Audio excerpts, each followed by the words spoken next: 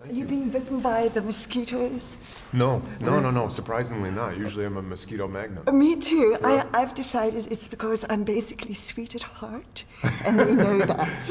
Oh, I was. Need any more mics on the microphones?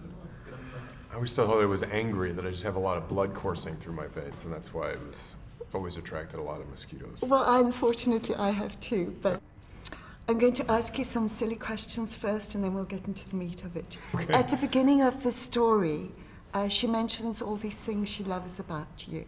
And one of them was that you can tell people when they have food stuck in their teeth. Mm-hmm. I once had a boyfriend who I smiled at, an ex-boyfriend, and then I had this big veggie in my teeth. How good are you at telling people, and have you ever been caught in something like that? Have I ever been caught with food stuck in my teeth? Yeah, all the time. I think on the way over here.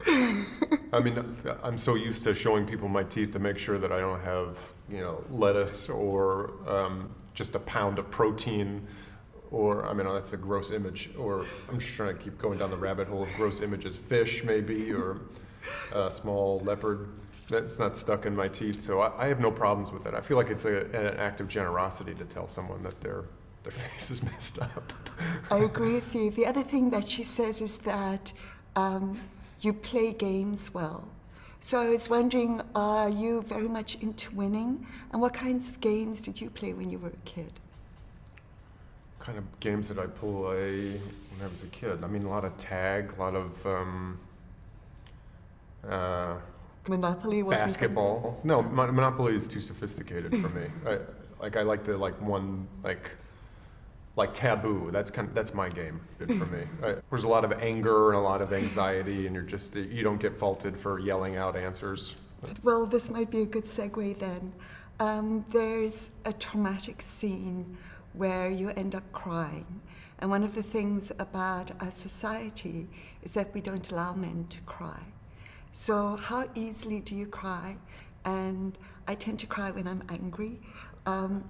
What makes you cry? Indigestion is a good one. It makes me cry. I can cry at random things, mostly in the air, in an airplane, because of I feel like it's the altitude. So you watch something that's really I don't think it's supposed to be moving, but I always find it moving. The other part that was again traumatizing but just so brilliant was the way they talk to each other. I was raised that you fight fairly. What does that mean, fight fairly? You never say the worst thing that you can to someone, because they'll always remember it, right, even when you are friendly again. What was it like to do those scenes? Did you have to stay away from Scarlett? What was it like afterwards? It's hard to say. They were hard things to say. We knew. I think with this script, when I just read it, it was I'm like, oh, this is so beautiful, and I'm as just like a document, as a script, it was beautiful. But for this one, I was always surprised, when we actually had to say the words, how it was more taxing than I thought it was going to be. I'm like, oh, okay, but once you actually have to internalize the language and mean it, then it kind of took you to a place sometimes. But so I don't really have an answer for what it was like, because I wasn't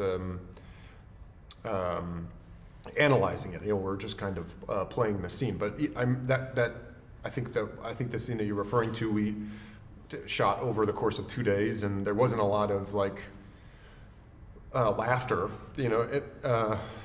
And it was really exhausting. But it's kind of. What the scene was. So we didn't really talk about it, I guess. We just kind of, kept doing it. Thank you so much. I really enjoyed watching it. All right. And I will definitely tell you if you have food in your Okay, yeah, same thing. You're all good right now. Okay, thanks. Thank you so much. Thank you.